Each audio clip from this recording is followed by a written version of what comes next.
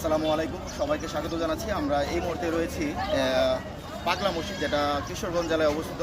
সেটা শুধু কিশোরগঞ্জ নয়, এটা সারা বাংলাদেশের একটা ঐতিহ্যগত স্থান। সারা বাংলাদেশের এর পরিচিতি রয়েছে। এখানকার অনেক দর্শনার্থী আজকে এখানে আপনারা ভিড় করছে দেখতে পাচ্ছেন। এখানে কোনো ধর্ম নয়, জাতি ধর্ম বর্ণ নির্বিশেষে এখানে শত শত মানুষ কিন্তু এখানে এসে ভিড় করে। এখানকার যে দান বক্স রয়েছে, সেখানে কিন্তু দান বাক্সের মধ্যে ওনারা বিভিন্ন ওনাদের যে মনের ইচ্ছা পূরণের জন্য ওনারা এখানকার অনেক দান খয়রাত করে থাকেন। সেই দান বাক্স যখন আমরা কিছুদিন পূর্বেও এখানে দান বাক্স যখন খোলা হয়েছে, সেখানে কিন্তু দেখা যাচ্ছে 28 বস্তা হচ্ছে এখানে টাকা পাওয়া গেছে, যার গণনা করতে এখানে মাদ্রাসার ছাত্ররা এবং হচ্ছে রূপালী ব্যাংকের কর্মকর্তাগণ এখানে দিনভর গণনা করেছেন।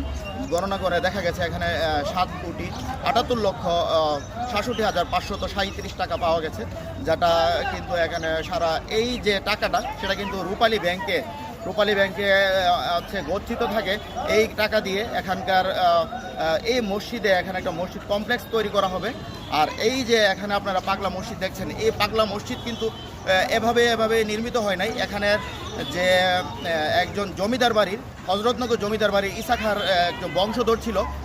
বংশধর হচ্ছে দেওয়ান পাগলা সাহেব নামক একজন পাগলা ছিল এখানে। উনি এখানে নরসুন্দা নদীর তীরে এখানে নামাজ পড়তেন। উনি গত হওয়ার পরে ওনার নাম অনুসারেই কিন্তু এখানে মসজিদটি নির্মিত হয়েছে এবং এই মসজিদে কিন্তু দর্শনার্থীরা এখানে এসে ভিড় করছে। শুধু ভিড় করছে বলে নয়, ওনারা কিন্তু এখানে এসে নামাজের আদায় করছে। অনেকে এখানে প্রত্যেকটা জায়গাগুলো আপনাদেরকে একটু দেখানোর চেষ্টা করব। আমার সাথে জনাব শাহিন ভাই রয়েছে। শাহিন ভাই আমার সাথে সহযোগিতা করছেন। ওনাকে নিয়ে আমি আপনাদেরকে পুরো কমপ্লেক্সটা একটু দেখানোর চেষ্টা করব। এই যে মিনার সহ এই যে আমাদের মসজিদটা দেখা যাচ্ছে, অত্যন্ত সুন্দর কিন্তু একটি মসজিদ।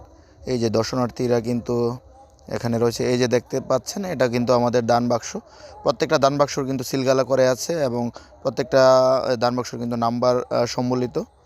এটা কিন্তু এই মসজিদের এই যে অজুখানাটা কিন্তু অত্যন্ত সুন্দর। নামাজ পড়ার পর আমাদের এই যে মসজিদের মাগরিব নামাজের পর এই দৃশ্যটা অত্যন্ত সুন্দর। সবাইকে ধন্যবাদ। আসসালামু আলাইকুম।